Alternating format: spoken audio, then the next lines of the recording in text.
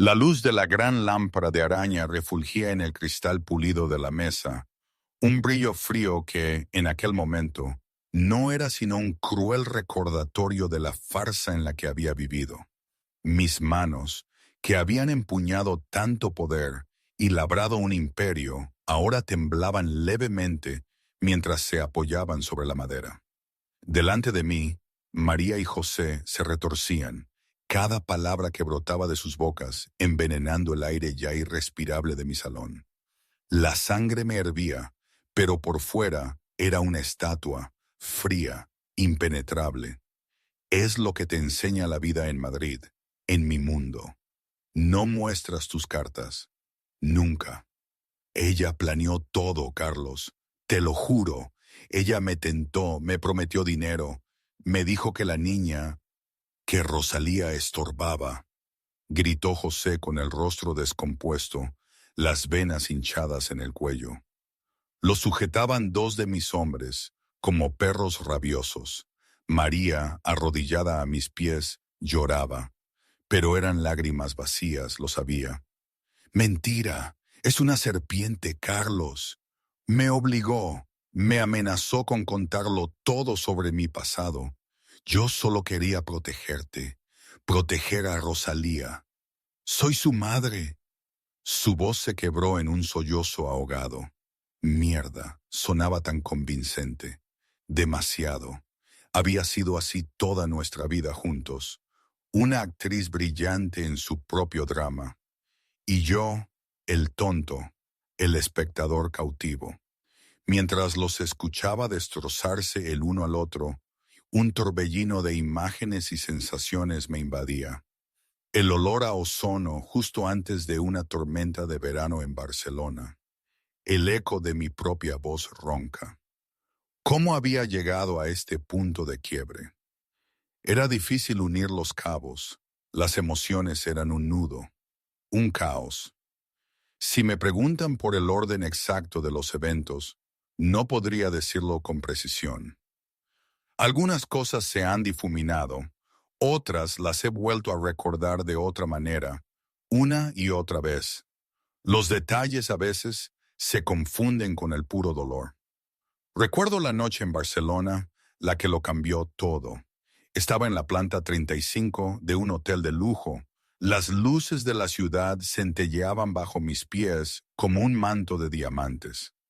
Acababa de cerrar un trato multimillonario, una de esas operaciones que te aseguran tu lugar en la cima. Debería haber estado celebrando, descorchando una botella de champán añejo, sintiendo el triunfo. Pero una sensación helada me apretaba el pecho, una inquietud invisible, un presagio oscuro que me impedía conciliar el sueño. Ya era la madrugada, pasadas las 2. Me froté el pecho, intentando disipar la opresión. Quizás era solo el cansancio de las negociaciones tensas. Pensé en Rosalía, mi pequeña. Su foto, con esa sonrisa desdentada y feliz, era el fondo de pantalla de mi teléfono. Mi angelito de 6 años. El único ser capaz de derretir el hielo que guardaba en el corazón. La extrañaba con una ternura desesperada. Recordé la videollamada de la noche anterior, su voz cantarina prometiendo un dibujo precioso.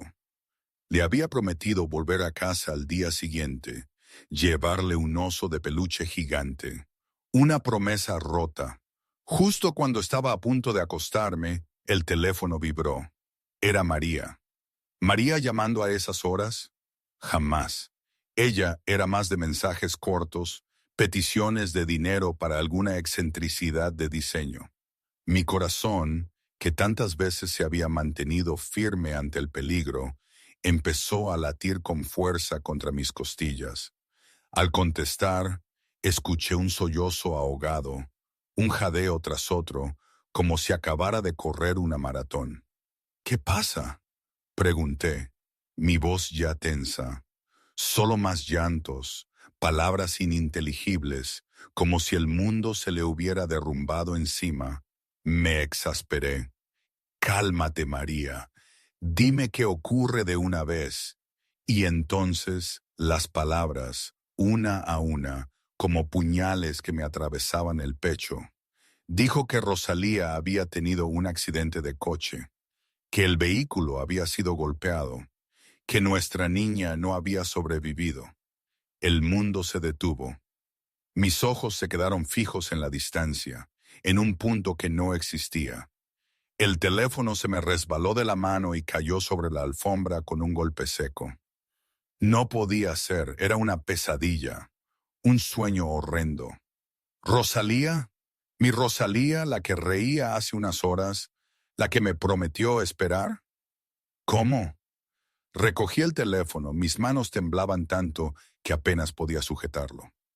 «Dímelo otra vez, María», grité.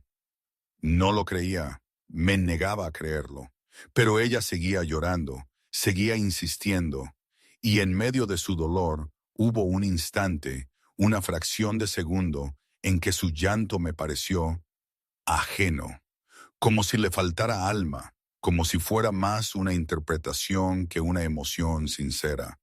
Pero mi mente estaba demasiado rota, demasiado fragmentada por el dolor para reconocer la verdad en ese momento. La perdición de mi hija lo devoraba todo.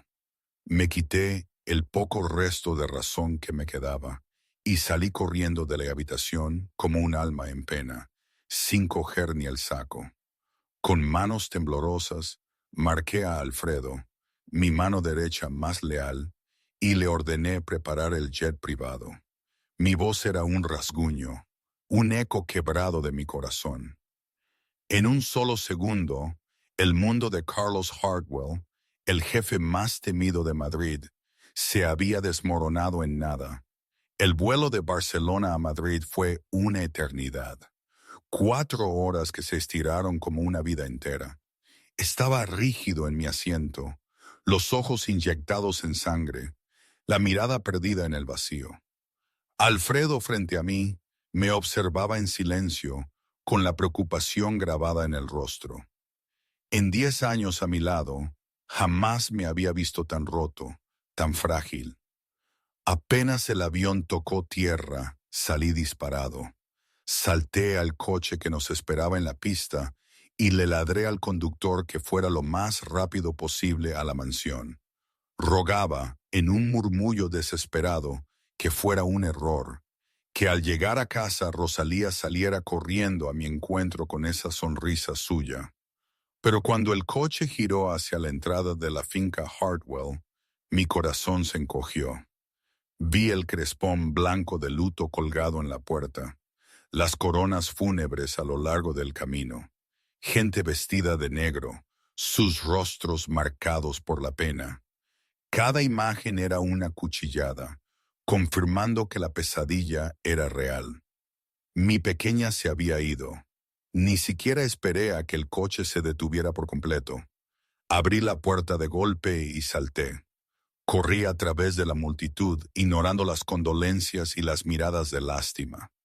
Solo tenía un objetivo: encontrar a mi hija, ver su cara por última vez. Entré al salón, donde debería haber estado el ataúd de mi niña, pero la habitación estaba vacía.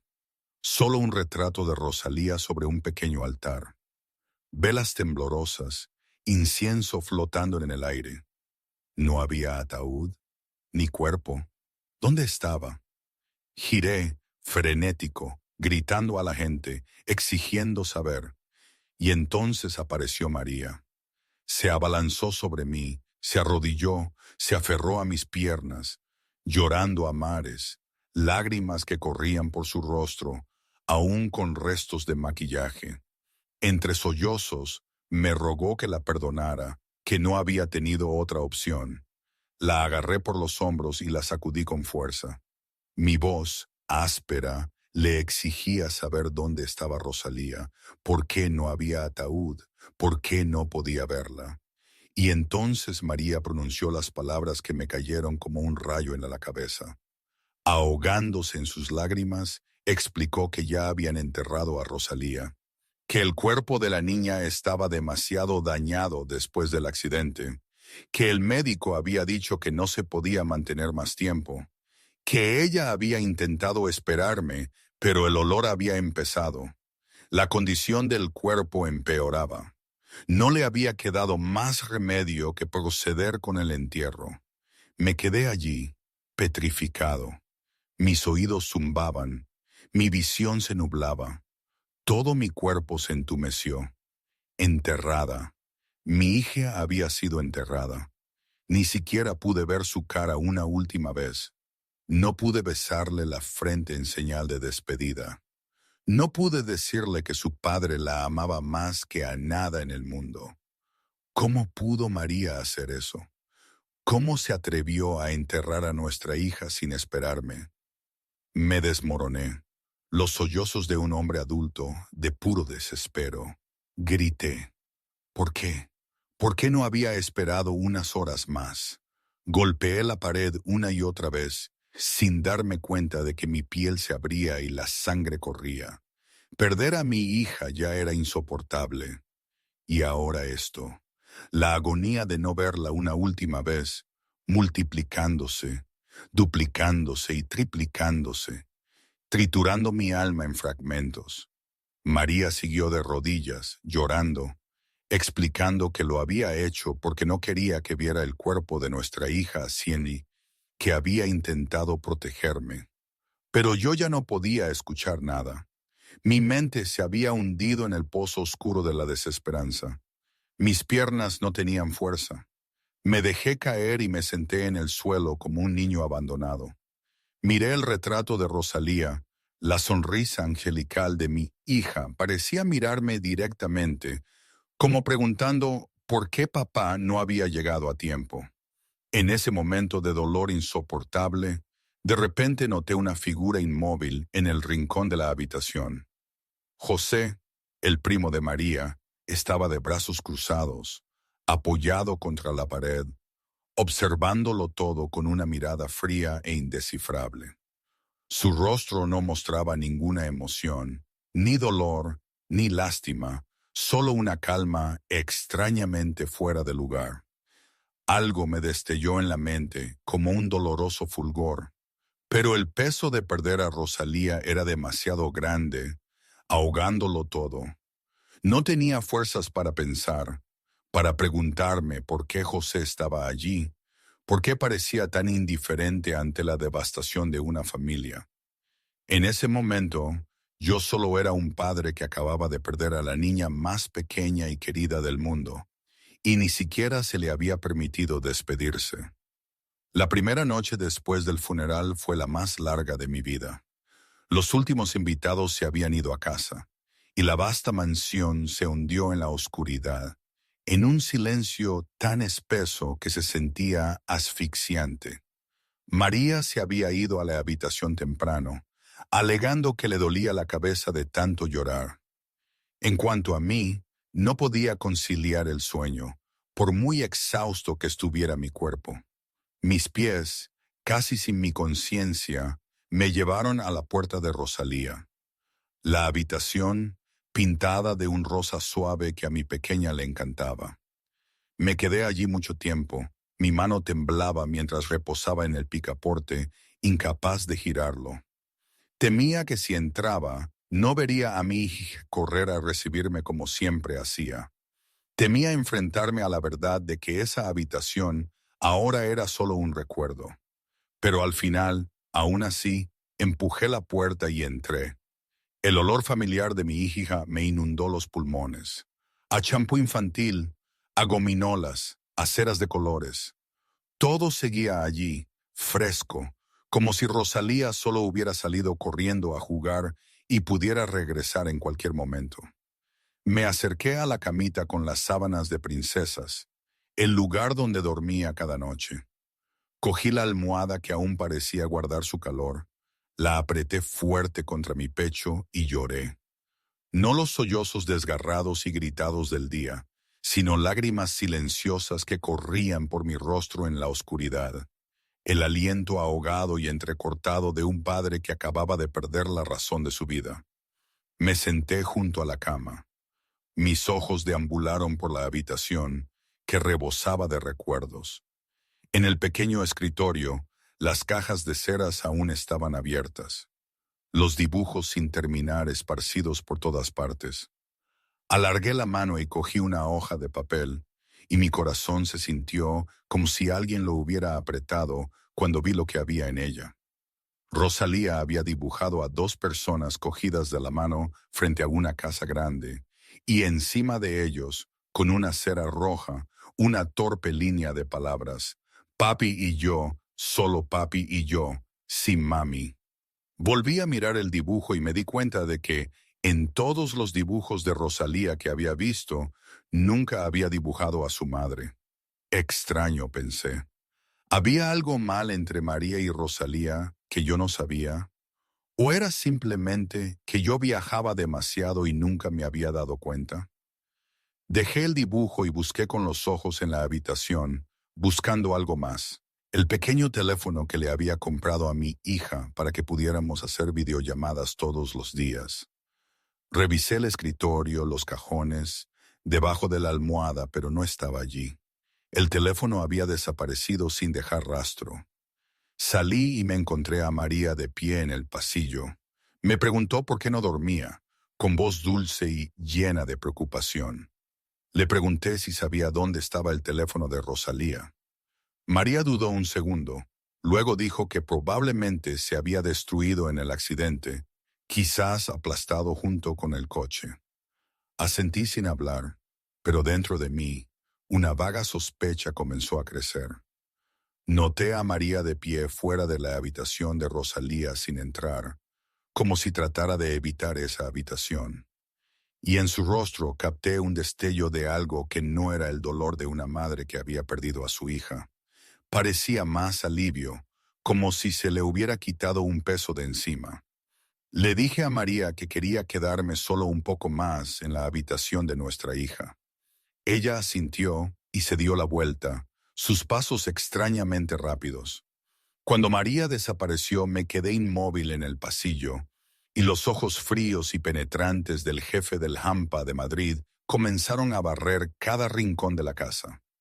Vi a José, que seguía allí, de pie en la esquina de la escalera, hablando con María.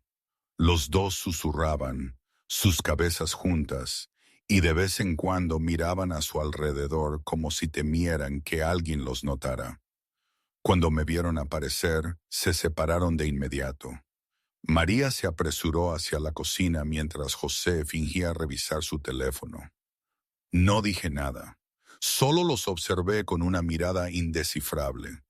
Los instintos de un hombre que gobernaba el inframundo de Madrid. Instintos que me habían mantenido vivo durante años en un mundo denso de traiciones y conspiraciones. Ahora gritaban advertencias de que algo andaba mal. El accidente había sido demasiado repentino. El entierro demasiado apresurado. El teléfono desaparecido sin razón. La actitud de María. La presencia constante de José. Esas piezas aún no formaban un cuadro completo, pero sabía con certeza que algo estaba oculto. Esa noche, cuando toda la casa se había dormido, llamé discretamente a Alfredo. Mi voz era baja y fría, nada que ver con el desmoronamiento de la tarde. Le ordené investigar todo sobre el accidente de Rosalía, desde la escena hasta los testigos, los registros del hospital y el informe policial. Hice hincapié en el secreto absoluto. Nadie podía saberlo, ni siquiera María. Alfredo preguntó si algo andaba mal, y yo solo respondí que necesitaba la verdad. Fuera cual fuera esa verdad. Pasaron 3 días, como una pesadilla interminable que se negaba a romperse. Seguí interpretando el papel de un esposo afligido, un padre de luto, frente a María y a todos los que nos rodeaban. Pero detrás de esos sus ojos inyectados en sangre, enrojecidos por el insomnio, había la mirada fría y penetrante de un hombre que observaba en silencio, memorizando hasta el más mínimo detalle. La tarde del tercer día, Alfredo me contactó para decirme que la investigación tenía resultados. Utilicé la excusa de salir a trabajar. Luego conduje a un almacén abandonado en las afueras. el lugar donde Alfredo y yo solíamos reunirnos para discutir cosas que nunca podían pronunciarse en voz alta. Alfredo ya me esperaba allí, con un grueso archivo en sus manos. El rostro del hombre de mediana edad estaba tenso, como si lo que había encontrado fuera peor de lo que esperaba. Entré sin decir una palabra, solo miré a Alfredo y esperé. Alfredo tomó un largo respiro y comenzó su informe. Dijo que había revisado todos los registros de accidentes de tráfico en la zona de Madrid y las regiones circundantes durante las últimas 2 semanas. Pero no había ni un solo incidente que coincidiera con la descripción de María. Ningún vehículo de transporte había sido golpeado. Ningún niño de 6 años había muerto en un accidente automovilístico durante ese tiempo. Me quedé inmóvil, mis manos apretándose tan fuerte que mis nudillos se pusieron blancos. Alfredo continuó, su voz bajando. Había revisado todos los hospitales de la ciudad y no había registros de admisión ni certificados de defunción bajo el nombre de Rosalía Hartwell. También se había puesto en contacto con la policía y no había ningún informe que documentara el accidente que María había descrito. En otras palabras, el accidente automovilístico que María me había contado esa noche simplemente no existía. Sentí que mi mente se inclinaba y giraba. Si no había habido ningún accidente, ¿de qué había muerto Rosalía? ¿O no había muerto en absoluto? Pero si no había muerto, ¿dónde estaba? ¿Por qué mentiría María? Cientos de preguntas me desgarraron la cabeza como una tormenta que no podía controlar. Le ordené a Alfredo que investigara más a fondo a María y a José. Alfredo asintió, luego pasó a la siguiente sección del archivo. Lo que había descubierto sobre los dos me golpeó aún más fuerte. Según las fuentes y pruebas que Alfredo había reunido, María y José se habían estado reuniendo en secreto durante los últimos 2 años. Regularmente concertaban citas en hoteles y restaurantes discretos en las afueras, eligiendo siempre lugares a los que mi gente rara vez iba. Alfredo incluso tenía fotos de los dos abrazándose, tomados de la mano mientras entraban en un apartamento escondido que José había alquilado bajo un nombre falso. Estudié las fotografías. Mi rostro no mostraba ninguna emoción, pero mis ojos se habían vuelto de un tono aterrador de oscuridad. La rabia surgió en mi pecho como si quisiera quemarlo todo hasta las cenizas, pero la contuve. No era un hombre que actuara por sentimientos. Yo era un jefe de la mafia, un hombre que había construido un imperio entero de la nada con cálculo y paciencia. No me precipitaría. Necesitaba toda la verdad antes de actuar. María estaba teniendo una aventura con José. Eso estaba claro ahora. Pero ¿qué tenía que ver eso con la muerte de Rosalía? ¿Por qué inventar un accidente que nunca sucedió? ¿Por qué apresurar el entierro tan rápido que ni siquiera me esperaron a que volviera a casa? Algo más grande estaba escondido detrás de todo. Lo podía sentir y lo descubriría a toda costa. Alfredo me preguntó cómo quería manejarlo, si necesitaba que llevara a María y a José para interrogarlos. Sacudí la cabeza, mi voz baja y fría como el hielo. No, aún no. Había cosas que necesitaba verificar con mis propios ojos primero. No quería asustar a la presa antes de tener todas las pruebas en mis manos. Conduje a casa en silencio, mi mente trabajando sin descanso. Había un lugar al que tenía que ir, un lugar que podría darme una respuesta.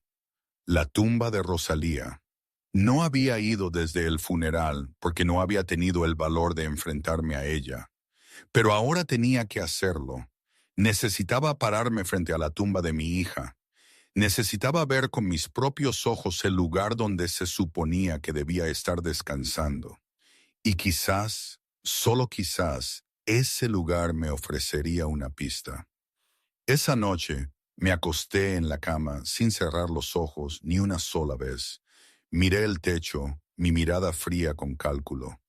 Mañana iría solo al cementerio. Iría a visitar la tumba de mi hija y descubriría la verdad. Por brutal que fuera esa verdad, estaba listo para enfrentarla. Al quinto día desde que Rosalía había sido enterrada, conduje solo al cementerio de la Almudena. No le dije a nadie, no llevé guardaespaldas, solo yo y el dolor que me había estado carcomiendo cada célula del cuerpo. Esa tarde, el cielo estaba cubierto, nubes grises arrastrándose por el firmamento como si intentaran esconder el sol, como si la propia naturaleza estuviera de luto conmigo. Caminé entre hileras de lápidas silenciosas, mis piernas pesadas mientras me llevaban hacia la sección de tumbas recientes. Y entonces la vi, una pequeña tumba con una lápida de piedra blanca grabada con el nombre de Rosalía Hartwell, y debajo dos líneas, su fecha de nacimiento y su fecha de defunción. Mi hija solo tenía 6 años. Solo 6 años en este mundo, demasiado breve, demasiado cruel. Me hundí de rodillas ante su tumba. Mis rodillas presionaban la tierra húmeda y fría. Miré la fotografía de Rosalía incrustada en la piedra. Su sonrisa angelical, mirándome como preguntando por qué papá solo había llegado ahora. Y por primera vez, desde que había llegado al cementerio, le hablé a mi hija. Mi voz era áspera, temblorosa, rompiéndose con cada palabra. Le dije que lo sentía. Sentía no haber estado allí cuando más me necesitaba. Sentía haber puesto el trabajo por encima de la familia. Sentía no haberla protegido. Le dije que si pudiera volver a hacerlo, nunca me separaría de ella. Que estaría a su lado todos los días. Que la vería crecer, ir a la escuela, hacer amigos. Que ahuyentaría a cualquier chico que se atreviera a coquetear con mi pequeña. Pero ahora no quedaba ninguna oportunidad. Mis lágrimas se derramaron. El jefe de la mafia más poderoso de Madrid llorando como un niño perdido en un cementerio silencioso. No necesitaba ser fuerte aquí. No necesitaba llevar la máscara fría que llevaba ante el mundo. Aquí solo estábamos ella y yo. Solo un padre llorando a la hija que había perdido. No sé cuánto tiempo estuve arrodillado allí. Quizás unos minutos. Quizás una hora entera. Cuando las últimas lágrimas finalmente se secaron, me levanté lentamente, como para irme. Pero justo en ese momento, una voz suave y pequeña sonó detrás de mí y me detuvo en seco. Volví a mirar y vi a una joven de pie a unos pasos de distancia. Era tan delgada que casi podías contarle las costillas bajo una camisa vieja y rasgada, su pelo negro, salvaje y enredado, su rostro manchado de tierra, pero sus ojos eran extrañamente claros.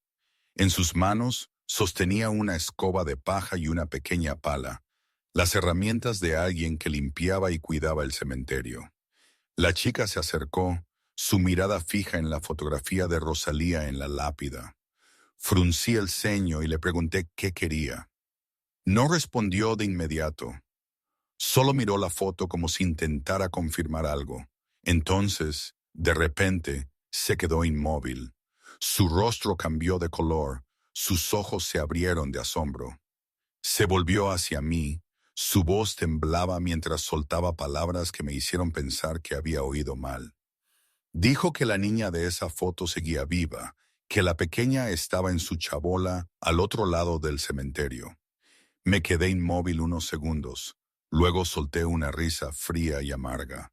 Pensé que esta chica debía estar loca, o que intentaba estafarme con algún tipo de plan. Mi hija estaba muerta, había sido enterrada hacía 5 días. ¿Cómo podía seguir viva? Me di la vuelta como para irme, reacio a perder el tiempo con alguien desequilibrado. Pero la chica se precipitó y me agarró la manga, su voz suplicante con una desesperación que se resquebrajó. Dijo, «Por favor, señor, créame, no estoy mintiendo, no estoy loca. La niña está viva. La salvé hace 5 días. Está en mi chabola. Está esperando que alguien venga a buscarla». La miré a los ojos, listo para soltarme el brazo y marcharme. Pero algo en esos ojos me detuvo. Eran claros, inmaculados, sin locura, sin engaño, solo una sinceridad tan cruda que me recorrió un escalofrío. Y entonces las piezas comenzaron a surgir en mi mente. El accidente sin registros, el cuerpo enterrado a toda prisa, el teléfono desaparecido, la extraña actitud de María, la relación secreta con José. Todas esas pistas ahora parecían organizarse en una nueva forma, una posibilidad que nunca me había atrevido a imaginar. Si no había habido accidente, si no había habido muerte, entonces ¿qué había en ese ataúd? Mi corazón comenzó a latir descontroladamente, mi respiración rápida y tensa. La razón me decía que esto era imposible, que esta chica o estaba loca o era una estafadora, pero el instinto de un padre, más feroz que cualquier lógica, me gritaba que la siguiera, que lo viera por mí mismo. Si había una posibilidad entre 1 millón de que Rosalía estuviera viva, tenía que aprovecharla. La miré, mi voz baja y grave mientras le preguntaba su nombre. La chica dijo que se llamaba Ana, Anna Miller. Asentí una vez, luego dije, dime dónde. Ana se dio la vuelta y caminó rápidamente hacia el borde del cementerio. La seguí de cerca, mi corazón latiéndome con fuerza en el pecho. No sabía qué me esperaba, pero sabía que mi vida podría cambiar por completo en solo unos minutos. Ana me guió por hileras de tumbas silenciosas, a través de un terreno cubierto de maleza que pocas personas visitaban.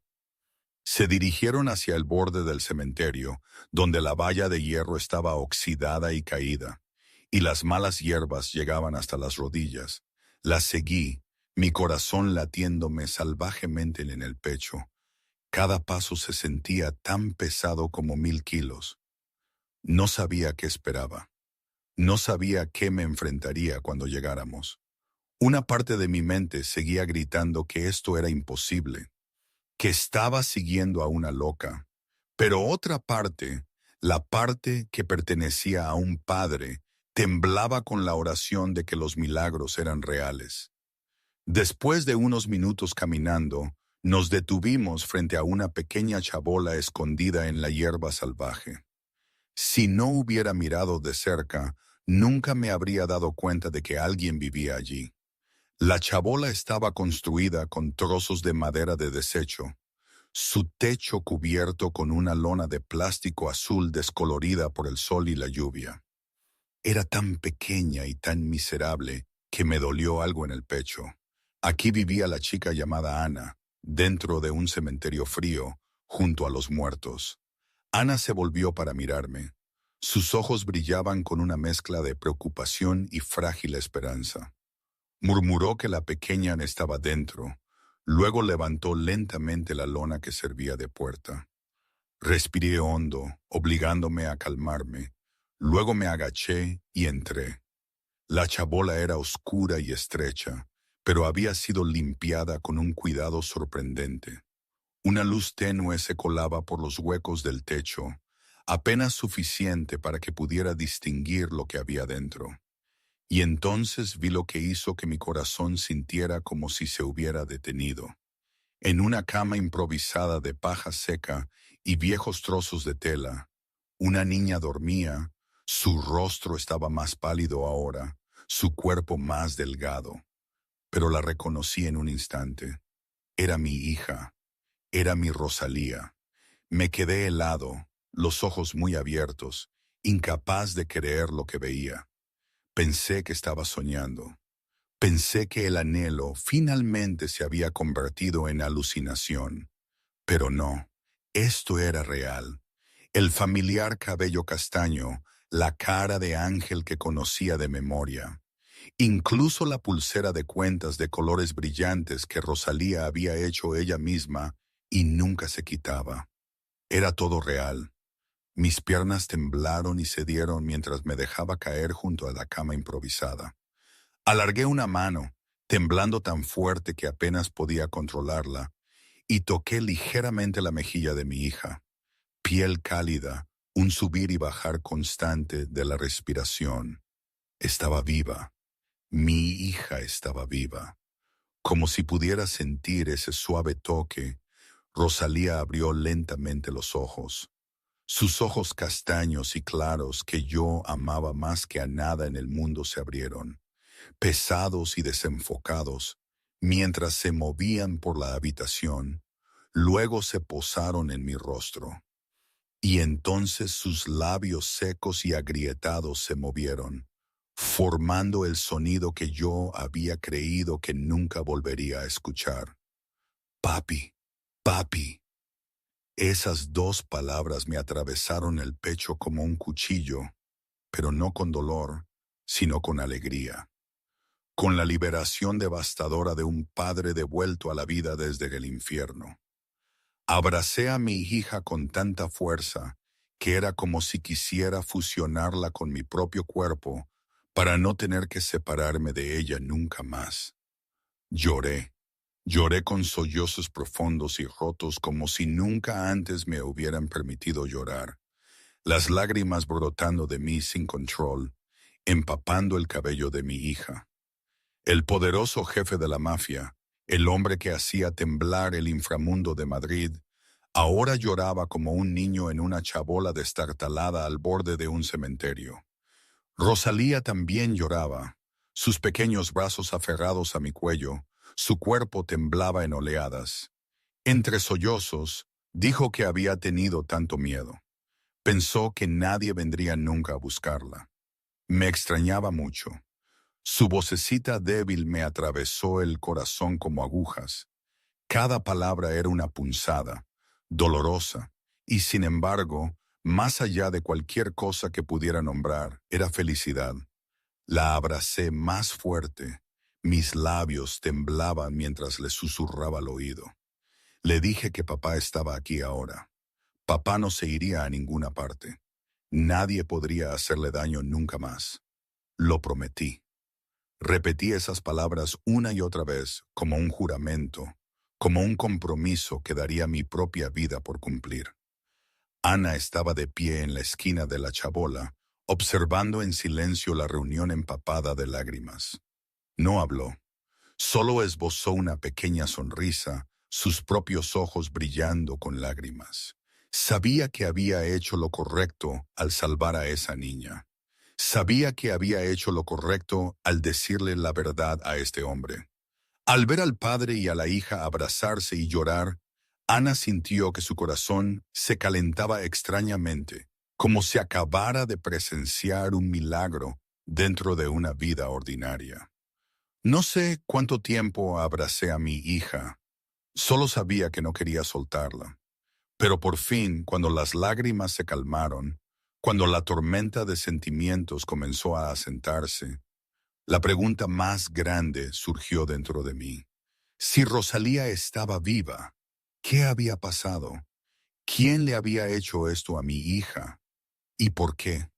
A medida que las emociones se calmaban lentamente, puse a Rosalía suavemente de nuevo en la cama improvisada, mi mano aún agarrando la pequeña mano de mi hija como si tuviera miedo de que, si la soltaba, se desvaneciera. Me volví hacia Ana y los ojos fríos y penetrantes del jefe de la mafia habían regresado, aunque mi voz era baja y agotada. Le pedí a Ana que me lo contara todo desde el principio, sin omitir un solo detalle. Ana se sentó en la esquina de la chabola, sus manos flacas retorciéndose como para estabilizarse. Tomó una respiración profunda y comenzó a relatar lo que había presenciado en aquella fatídica noche. Dijo que hacía 5 días, alrededor de las 3 de la mañana. Había estado dormida en la chabola cuando la despertaron unos sonidos extraños que venían del cementerio. El raspado de una pala cavando en la tierra, voces susurrando. Estaba aterrorizada, pensando que había ladrones de tumbas o alguien haciendo algo oscuro y malo. Se quedó quieta dentro de la chabola, apenas atreviéndose a respirar, pero su curiosidad no le permitió cerrar los ojos y fingir que no estaba sucediendo. Ana se asomó por una rendija en la chabola y vio a dos figuras cavando un hoyo en la sección de tumbas nuevas. Un hombre alto y una mujer, ambos vestidos de negro, sus rostros difíciles de distinguir en la oscuridad. Cavaron rápido, como si intentaran terminar antes del amanecer. Luego vio a la mujer volverse hacia un coche aparcado cerca y levantar a un niño. Ana se detuvo. Su voz se entrecortó al llegar a esta parte. Dijo que la niña estaba viva. Escuchó un débil grito que cortó la noche. Pero los dos no mostraron piedad. Lanzaron a la niña al hoyo que acababan de cavar. Luego comenzaron a echar tierra encima. Ana quiso salir corriendo y detenerlos. Quiso gritar pidiendo ayuda, pero tenía demasiado miedo. Era solo una chica débil y sin hogar. ¿Cómo podía luchar contra dos personas haciendo algo tan cruel? Todo lo que pudo hacer fue quedarse quieta, temblando, rezando para que se fueran rápido. Cuando esas dos figuras oscuras finalmente subieron al coche y desaparecieron en la noche, Ana corrió directamente al lugar donde habían cavado. Arañó la tierra con sus propias manos. Sus uñas se rompían, la sangre corría. Pero no se detuvo. Tenía que salvar a la niña. No podía permitir que una pequeña vida fuera enterrada viva así, y la salvó. La niña todavía respiraba, débil, pero seguía viva. Llevó a la pequeña de vuelta a su chabola y usó la poca agua y comida que tenía para cuidarla durante los últimos 5 días. Escuché cada palabra de Ana y me cortaba el pecho como una hoja. Me volví hacia mi hija, mi voz suave pero llena de dolor, y le pregunté si recordaba algo, si recordaba lo que había sucedido antes de que se despertara allí. Rosalía yacía inmóvil, sus ojos fijos en el techo de la chabola, su vocecita baja como si temiera que alguien la oyera. Dijo que esa noche su mami le había dado leche antes de acostarse, pero que sabía extraña. Papi no me gustó, pero mami me hizo beberla toda. Luego me dio sueño. Tanto sueño que intenté abrir los ojos, pero no pude. Cuando desperté, estaba en un lugar oscuro y muy frío. Tuve miedo. Lloré y llamé a papi, llamé a mami, pero nadie respondió. Oí tierra cayendo, oí gente hablando, pero no podía entender las palabras. Seguí llorando y luego sentí que alguien me sacaba. Era Ana. Me mordí el labio hasta que sentí el sabor de la sangre, el dolor y la furia recorriéndome el pecho como una tormenta que ya no podía contener. Lo entendí todo ahora. María había drogado a la niña. Luego ella y José la habían llevado al cementerio para enterrarla viva. Habían intentado matar a mi hija para presionarla, a este pequeño ángel bajo la tierra fría. Si no hubiera sido por Ana, si no hubiera sido por esta pobre chica, Rosalía estaría realmente muerta. Y yo nunca habría sabido la verdad. Habría vivido para siempre en el dolor y las mentiras. Rosalía de repente hizo una pregunta. Su voz clara, pero con un dolor que ningún niño de 6 años debería tener que soportar. Papi, ¿por qué mami me hizo eso? ¿Hice algo mal? Papi, ¿por qué mami no me quiere? Esa pregunta me atravesó el corazón como una flecha. Abracé a mi hija, las lágrimas volviendo a brotar, aunque intentaba detenerlas. No sabía cómo responderle. No sabía cómo explicarle a una niña que su propia madre la había querido muerta. Todo lo que pude hacer fue abrazarla fuerte y susurrarle que no había hecho nada malo, que era el ángel de papá, que era todo para mí. A la gente que le hizo daño nunca la perdonaría. Levanté la cabeza y ya no quedaban lágrimas en mis ojos, solo la frialdad implacable de un jefe de la mafia hirviendo de rabia. Lo entendía todo, y ahora era el momento de que los traidores pagaran. No perdí ni un segundo más. Levanté a Rosalía en mis brazos, abrazando a mi hija como si temiera que alguien la volviera a arrebatar. Me volví hacia Ana y le dije que tenía que venir conmigo, que los llevaría a un lugar seguro. Ana dudó. Estaba acostumbrada a vivir sola en esa chabola durante años, y seguir a un hombre extraño la llenó de miedo. Pero cuando miró mis ojos, cuando vio la forma en que yo sostenía a mi hija, comprendió que no le haría daño. Ella asintió, recogió las pocas cosas que poseía y me siguió fuera de la chabola. Llamé a Alfredo y le ordené preparar una casa segura de inmediato. Mi voz era fría y contundente, despojada de emoción. Cuando el coche de Alfredo llegó a recogerlos, puse a Rosalía y a Ana dentro, instruyendo a mi conductor de más confianza que protegiera a esas dos con su vida. Besé la frente de mi hija y le susurré que papá volvería pronto, que se quedara allí con Ana, que no tuviera miedo. Rosalía asintió, sus ojos aún rojos, pero ya no lloraba. Cuando el coche que llevaba a Rosalía y a Ana desapareció en la noche, me di la vuelta y miré hacia el cementerio. Mis ojos estaban helados, mi mandíbula apretada, todo mi cuerpo irradiaba una intención asesina que parecía espesar el aire. Volví a llamar a Alfredo y le ordené traer una pala, una palanca y a algunos de mis hombres de más confianza al cementerio de la Almudena de inmediato. Alfredo no preguntó por qué. Solo respondió que estaría allí en 15 minutos. Por eso confiaba en Alfredo, porque el hombre nunca hacía preguntas innecesarias. Solo seguía órdenes y lo hacía a la perfección. 15 minutos después, Alfredo llegó con 3 hombres corpulentos, las herramientas que yo había exigido en sus manos. Me siguieron al cementerio, sus pasos silenciosos como fantasmas en la noche. Cuando llegaron a la tumba de Rosalía, me detuve. Mis ojos se posaron en la lápida de piedra blanca con una mirada que nadie podía descifrar. Alfredo se puso a mi lado esperando. Hablé en voz baja y helada. Una sola palabra. Kabad. Los hombres se movieron al instante. El sonido de las palas mordiendo la tierra resonó en la noche, seco y brutal en la quietud del cementerio. Trabajaron rápido y preciso, tirando la tierra a montones crecientes. Alfredo no preguntó por qué quería desenterrar la tumba de mi hija. Solo obedeció con absoluta confianza en su jefe. Después de casi una hora, la pala golpeó la madera. El ataúd quedó expuesto. Los hombres pasaron cuerdas a su alrededor y lentamente lo izaron a la superficie. Un ataúd de roble caro yacía allí, cubierto de tierra, silencioso y frío bajo la tenue luz de la luna. Di un paso adelante y me paré junto a él. Hice una señal a Alfredo. El hombre de mediana edad entendió, tomó la palanca y la introdujo en la junta entre la tapa y el cuerpo del ataúd. Un fuerte crujido rompió el aire, seguido por el gemido de la madera astillándose.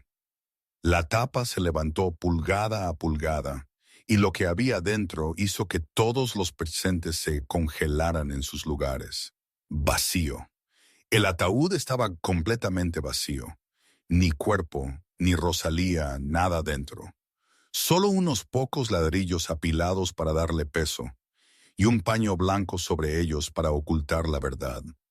La boca de Alfredo se abrió. Incapaz de creer lo que veía, se volvió hacia mí, con los ojos llenos de asombro y duda. Pero yo no estaba sorprendido. Lo había sabido desde el momento en que escuché la historia de Ana y Rosalía. Sabía que este ataúd no era más que una farsa, una pieza del despiadado complot que María y José habían orquestado. Miré el ataúd vacío, mi rostro frío como la piedra, ni un atisbo de expresión, pero mis ojos ardían, un fuego de furia y odio, ardiendo con un calor salvaje.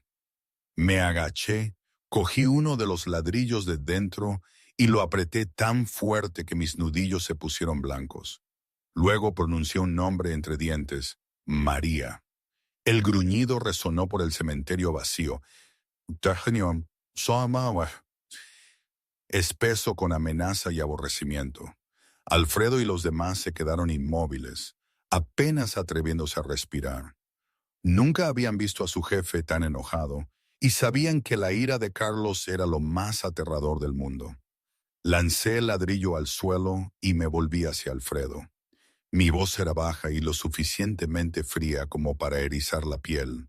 Dije, llama a todos los hombres. Esta noche tengo que tener una conversación con mi esposa. Momento de mi reflexión personal. Aquí tengo que hacer una pausa. Mientras revivo esto, me doy cuenta de lo absurda y retorcida que era toda la situación. Yo, Carlos Hartwell, el capo más influyente, el hombre que creía controlarlo todo, manipulado de esta manera tan cruel por la persona a la que había elegido como esposa, y ella, mi compañera, la que debería haber sido mi roca, resultó ser la víbora. Es la ironía más grande, ¿no? Construyes un imperio para proteger a los tuyos, y los mayores peligros vienen de dentro. Te vuelves duro como el granito, pero te apuñalan por la espalda con una sonrisa. Recuerdo los cuentos de mi abuela. Siempre decía, no hay peor ciego que el que no quiere ver. Y ahora lo entiendo.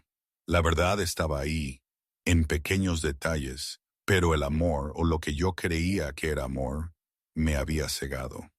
¿A quién se le ocurre un plan tan descabellado? Enterrar viva a su propia hija. En mi vida he visto cosas horribles, pero esto estaba en otro nivel de maldad. Y lo peor era personal, completamente personal. Nunca lo habría imaginado. Me pregunto si la gente que está ahí fuera, en mi lugar, habría notado algo, o si también habrían caído en la trampa. Supongo que nunca lo sabremos, pero por un momento, la idea de la ingenuidad me hace temblar más que la ira. Pero volvamos a lo nuestro, al infierno. Regresé a la finca Hartwell esa noche, mi rostro extrañamente tranquilo. La miseria desesperada de los días anteriores había desaparecido. El desmoronamiento de un padre que había perdido a su hija. Todo lo que quedaba era la fría compostura de un jefe preparándose para dar el golpe final. Lo había arreglado todo perfectamente. Rosalía y Ana estaban en un lugar seguro bajo estricta protección. Alfredo y los hombres de más confianza habían sido posicionados alrededor de la finca, listos para moverse a una señal. Ahora era el momento de que la obra llegara a su clímax. Cuando entré en la casa, María estaba en el salón viendo la televisión. Levantó la cabeza y su expresión cambió inmediatamente a preocupación.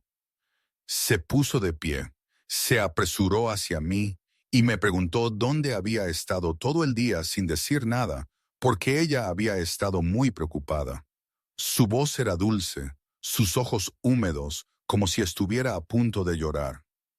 Una actuación perfecta, pensé para mis adentros. Si no hubiera sabido la verdad, podría haber creído esa preocupación prestada. No respondí. Me acerqué al sofá y me senté. Miré a María, mi rostro indescifrable. Luego le pregunté suavemente si había algo que quisiera contarme. María se encogió, sus ojos parpadearon con inquietud. Se sentó frente a mí y negó con la cabeza, diciendo, no, no había nada en absoluto. ¿Por qué me preguntaba eso? La observé, mi mirada como algo que podía ver a través de un alma. Volví a preguntar si realmente no había nada, si no había nada que quisiera confesarme. María tragó saliva. Su garganta parecía apretarse. Intentó mantener la compostura y preguntó de qué estaba hablando. Ella no entendía. En ese momento sonó el timbre. María se levantó de golpe como si la hubieran salvado de una soga que se apretaba. Abrió la puerta y entró José, sonriendo alegremente como siempre hacía. Dijo que pasaba por allí por casualidad y quería pasar a ver cómo estaban después del reciente dolor. Miré a José y la comisura de mi boca se curvó en una sonrisa fría. ¿Por casualidad? ¡Qué coincidencia! Le hice una señal a José para que se sentara, diciendo que había llegado en el momento justo porque yo había querido hablar con los dos. María y José intercambiaron una rápida mirada, y ambos parecieron respirar más tranquilos. Pensaron que yo aún no sabía nada, que su actuación seguía funcionando. Se sentaron en el sofá e intentaron parecer naturales, tranquilos. Los observé de la misma manera que un gato observa a dos ratones antes de abalanzarse. Dejé que el silencio se extendiera unos segundos, el tiempo suficiente para que la tensión empezara a infiltrarse en las mentes de los dos traidores. Luego hice un leve asentimiento, un asentimiento que solo Alfredo, esperando detrás de la puerta, entendió. La puerta del salón se abrió lentamente. María y José se volvieron, curiosos por ver quién entraba, y entonces a ambos se les detuvo el corazón. Rosalía entró en la habitación, su mano fuertemente agarrada a la mano de una joven delgada que nunca habían visto. La niña que habían enterrado viva hacía 5 días. La niña que creían muerta hacía días. Ahora estaba de pie frente a ellos, viva y respirando, de carne y hueso. Rosalía vio a María, y el miedo parpadeó en sus ojos. Pero luego exclamó con voz débil, «Mami». Una palabra sencilla que llevaba tanto dolor, tantas preguntas sin respuestas. María se puso de pie de un salto, su rostro se puso blanco como un cadáver, sus piernas temblaron violentamente, como si ya no pudieran soportar el peso de su cuerpo. Tartamudeó, incapaz de formar palabras, sus ojos muy abiertos mientras miraba a Rosalía como si estuviera viendo un fantasma. José reaccionó más rápido. Saltó del sofá de inmediato e intentó correr hacia la puerta trasera para escapar, pero solo había dado unos pocos pasos cuando aparecieron 2 hombres corpulentos, bloqueándole el camino. Agarraron a José y lo obligaron a ponerse de rodillas en el suelo como a un perro. José forcejeó y gritó, exigiendo saber qué era esto, pero nadie se molestó en responderle. Alfredo entró en la habitación y se posicionó frente a la puerta principal, asegurándose de que nadie pudiera salir de esa habitación. María se desplomó en el sofá, todo su cuerpo temblaba sin control. Miró a Rosalía, a mí, luego de nuevo a Rosalía como si buscara alguna forma de explicar lo que estaba sucediendo, pero no había explicación. La verdad estaba expuesta ante sus ojos. El crimen había sido sacado a la luz. Me levanté lentamente y caminé para pararme frente a María. Miré a la mujer con la que me había casado, en la que había confiado y con la que había compartido mi vida todos estos años. Ahora no era más que una despreciable traidora, una serpiente venenosa que había intentado matar a su propia hija. Me incliné, mis ojos fríos como el hielo, mi voz baja y peligrosa. Dije solo 2 palabras. Explícate. María se desplomó de rodillas en el suelo, las lágrimas brotando como un arroyo. Se arrastró hacia mí, me rodeó las piernas con los brazos y me rogó entre sollozos desesperados. Dijo, «Por favor, escúchame. No es lo que piensas. Fui obligada. No tuve elección. Fue todo José. Él me hizo hacer todo. Me amenazó. Yo soy la víctima aquí. Por favor». María señaló a José, que estaba de rodillas en el suelo. Su voz aguda con odio mientras gritaba que él había ideado todo, que la había obligado a seguir su plan, que ella nunca quiso lastimar a Rosalía, que ella era la madre de la niña. ¿Cómo podría dañar a su propia hija? José, al oír eso, rugió de furia. Forcejeó con el agarre de los hombres que lo sujetaban, su rostro enrojecido de rabia. Gritó que ella era una mujer malvada, que se atrevía a echarle toda la culpa a él. Ella fue quien lo había planeado desde el principio. Ella fue quien quería que la pequeña muriera. Él solo había hecho lo que ella le dijo que hiciera. Ella le había prometido la mitad del dinero después del divorcio. Ella lo había tentado. Ella era la verdadera serpiente venenosa. Me quedé en silencio, observando cómo los dos traidores se desgarraban entre sí como perros que luchan por un hueso. Cuanto más los escuchaba lanzarse culpas, más claro se volvía todo el plan ante mí. María había querido el divorcio durante mucho tiempo. Estaba harta de la vida conmigo. Quería libertad y quería dinero, pero yo no accedería al divorcio porque sabía que, si nos divorciábamos, podría perder la custodia de Rosalía. Los tribunales a menudo favorecían a la madre en las disputas por la custodia, y yo no podía aceptar ser separado de mi hija. María lo sabía, y también sabía que, mientras Rosalía estuviera viva, yo nunca la soltaría. Así que se elaboró el cruel plan: matar a Rosalía, montar un accidente falso, enterrarla rápidamente para borrar las pruebas. Después de eso, María interpretaría el papel de una viuda afligida durante un tiempo. Luego propondría el divorcio, alegando que no podía superar el dolor de perder a nuestra hija. Se llevaría la mitad de mi enorme fortuna y viviría en el lujo con José el resto de su vida.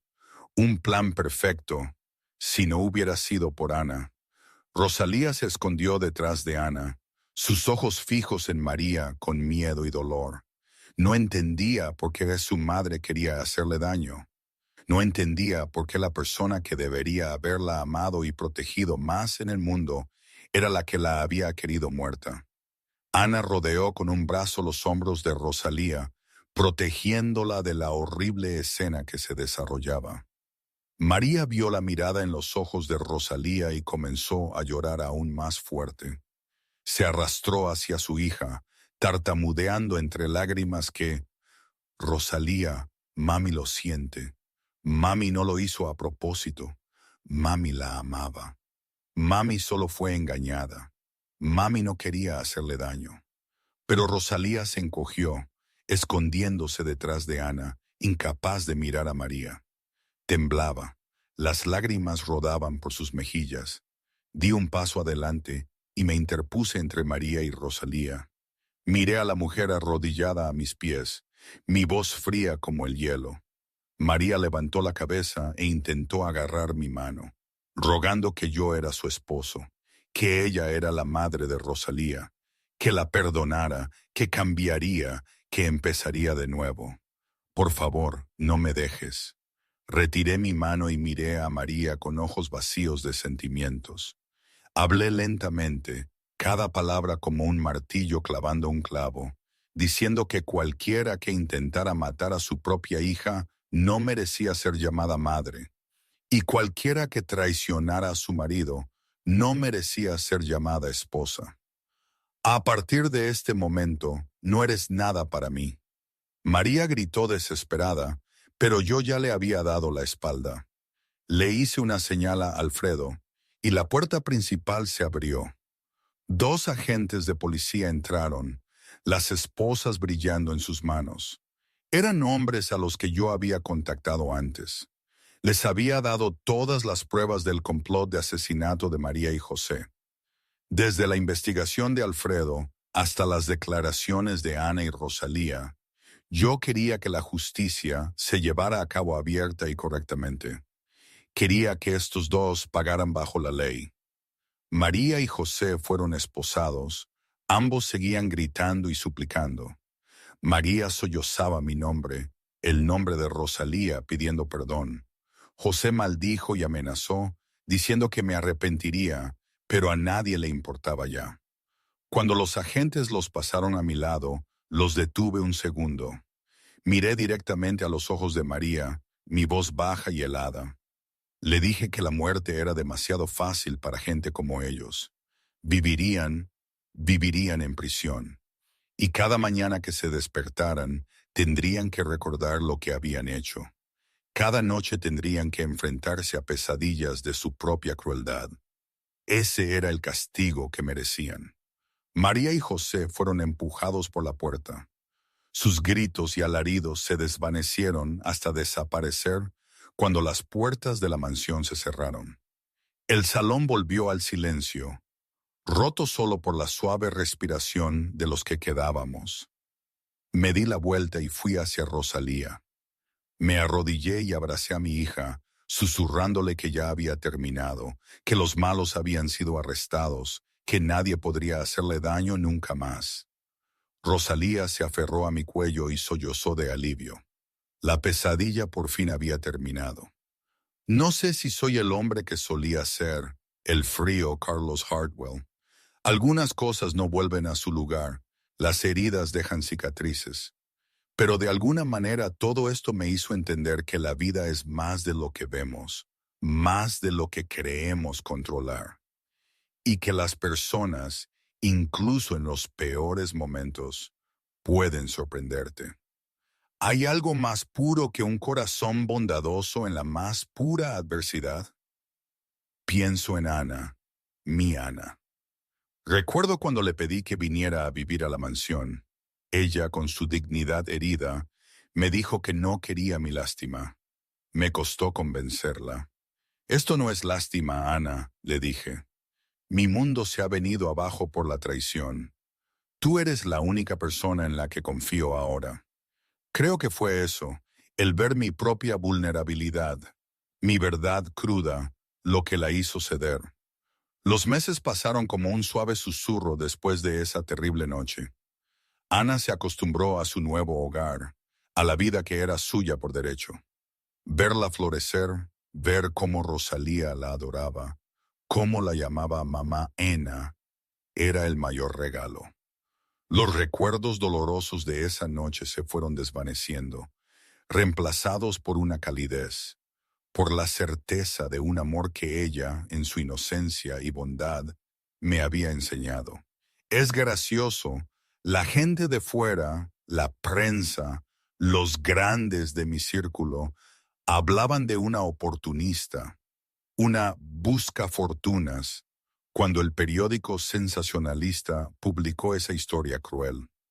Recuerdo cuando Ana, con las manos temblorosas y los ojos llenos de lágrimas, intentó irse por esa estupidez, que ella dañaba mi reputación.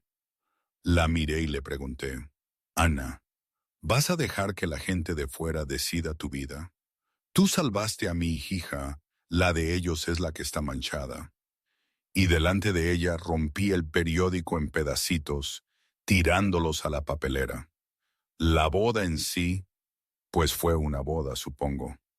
Ocurrió después, íntima, sin el circo de la prensa que ya habíamos experimentado en una conferencia.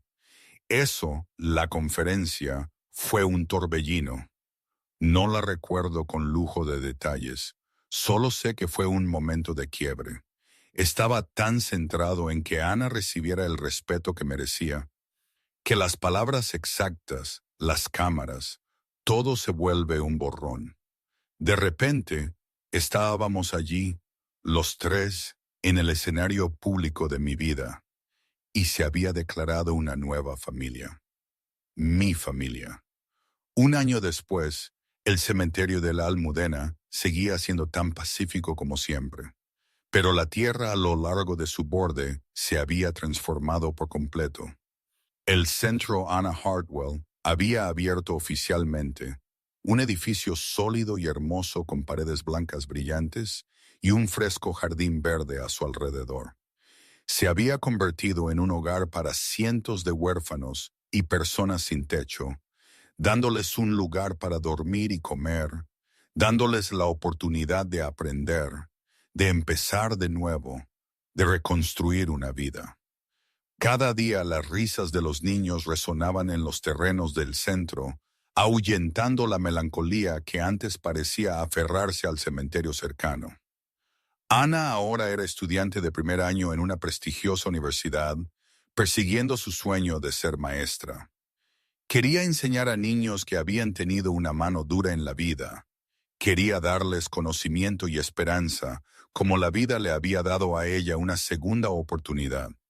Cada fin de semana, Regresaba al centro que llevaba su nombre para dar clases particulares a los niños más pequeños, para contarles cuentos de hadas, para animarles a levantarse y seguir adelante.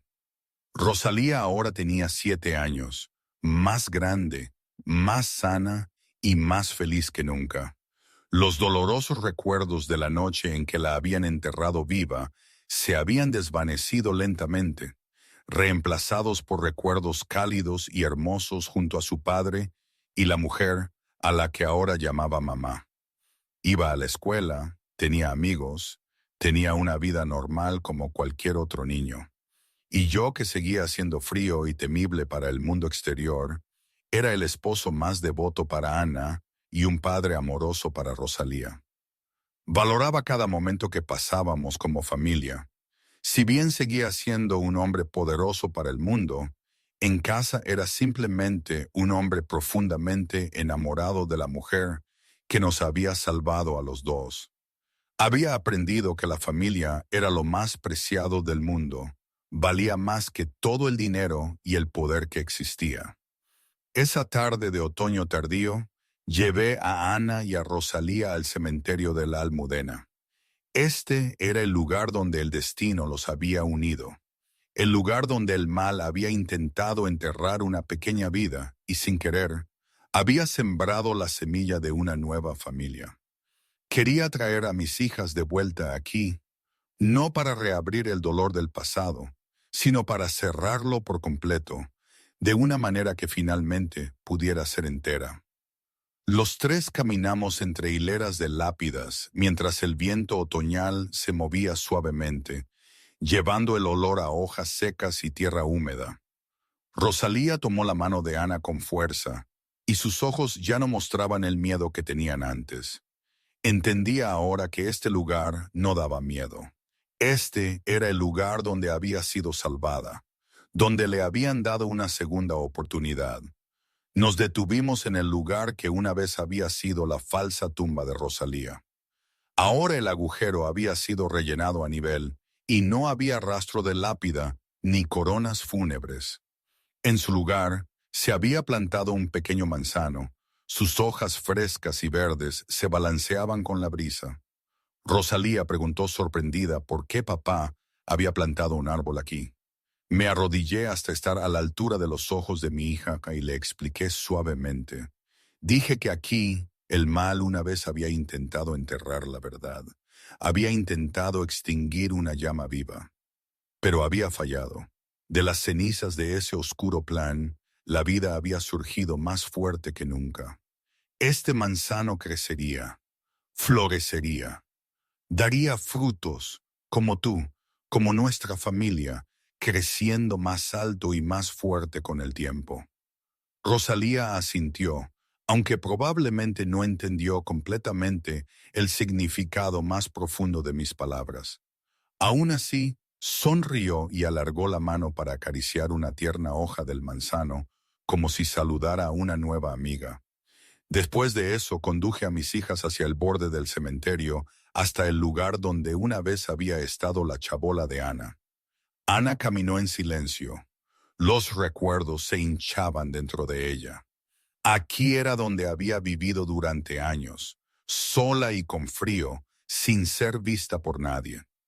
Aquí era donde había salvado a Rosalía, cambiando su propio destino sin siquiera saberlo. Pero cuando llegamos, Ana se dio cuenta, con asombro, de que la chabola había desaparecido. No solo su chabola, sino que la tierra salvaje a su alrededor había sido limpiada por completo. Las malas hierbas habían sido cortadas, el suelo nivelado, y se habían plantado estacas de madera marcando límites por todas partes. Ana se volvió hacia mí, sus ojos llenos de preguntas. Sonreí y señalé la amplia extensión de tierra frente a nosotros. Dije que había comprado todo esto, desde el borde del cementerio hasta la carretera principal del otro lado. Iba a construir algo aquí, algo que había llevado en mi corazón desde el día en que escuché a Ana contar la historia de su vida. Ana me miró, aún sin entender lo que quería decir. Continué, mi voz lenta, y llena de sentimiento. Dije que aquí se levantaría un centro de apoyo para huérfanos y para personas sin hogar. Este lugar tendría viviendas limpias, una escuela gratuita, una clínica para atención médica, una cafetería que serviría comidas calientes todos los días. Niños sin ningún lugar a donde ir serían criados aquí, y la gente que vagaba por las calles sin nada tendría un techo sobre sus cabezas aquí.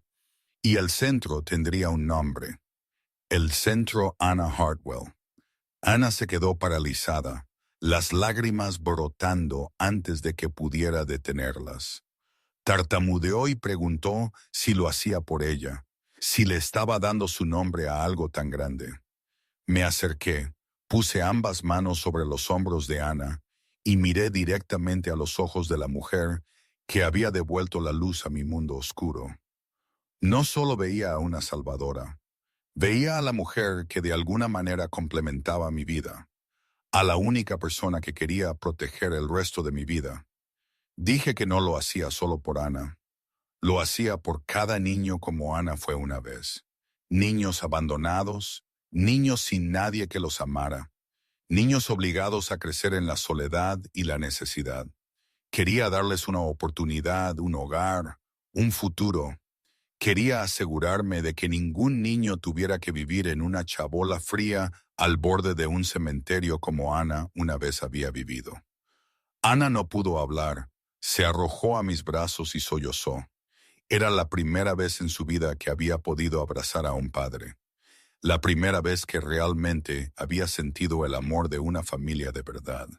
Entre respiraciones entrecortadas, susurró: gracias por no solo darme una familia, sino por darme la oportunidad de ayudar a personas como yo. Rosalía corrió y rodeó con sus brazos mi pierna y la de su nueva madre, y los tres nos quedamos en esa amplia extensión de tierra, abrazándonos bajo la suave luz del atardecer. El viento otoñal se movía, llevando el olor a tierra recién removida y la promesa de un futuro más brillante. Aquí, de las cenizas de un pasado doloroso, había renacido una nueva familia y se estaba plantando una nueva esperanza. ¿Y hoy? No lo sé del todo. A veces pienso que fue lo mejor que me pudo pasar.